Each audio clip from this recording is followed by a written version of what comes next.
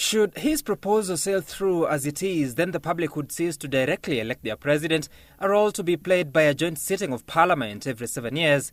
Such a president would have his powers so ceremonial, largely limited to him being head of state, commander-in-chief of defense forces, chair of the National Security Council and symbol of unity.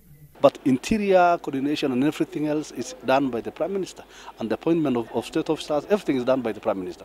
Actually, the President is hands-off in this bill. Instead, the executive power would be carried out by the Prime Minister, the head of the majority party or coalition. The Premier would have the powers to pick ministers from legislators, doing away with the current system where professionals and non-politicians are considered. Who knows who they are? These people who are going to become cabinet secretaries. We have brought very fat CVs here. They have very little connection with the ground.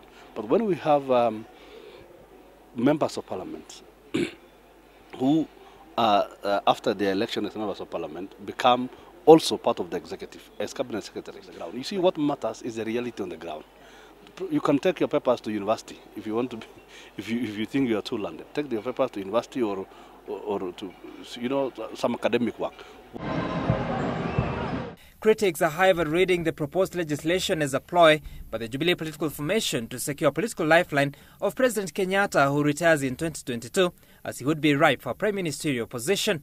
One thing I know about President Kenyatta is that he's a gentleman, and he's a very serious Kenyan. He's a man of his word. Even if nobody brings the amendment to bar him from running, I am sure he will not entertain such thoughts, because I know the man. But the leader of majority, Aden Duale, has disowned the bill, saying it's purely a proposal by the Tiaty Member of Parliament elected on a Kanu ticket.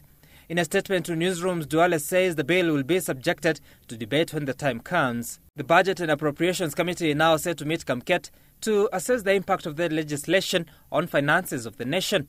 It can only proceed again if the Budget and Appropriations Committee gives the go-ahead to proceed on the basis of the financial implications. While the ODM party notes its amenability to a proposal to review the structure of the executive, new Secretary General Edwin Sifuna says the party is yet to take a position on Kamket's bill. You do know that as a party, we have had a leaning towards reorganization of the executive in the country. This is something that has been expressed even by the top leadership of the party. But we as a party, I am not aware of a position that has been taken with regards to that particular bill. For it to sail through, though, it would need a referendum to be conducted as it touches on crucial provisions of the Constitution. Sam Kituko, Citizen TV, Nairobi.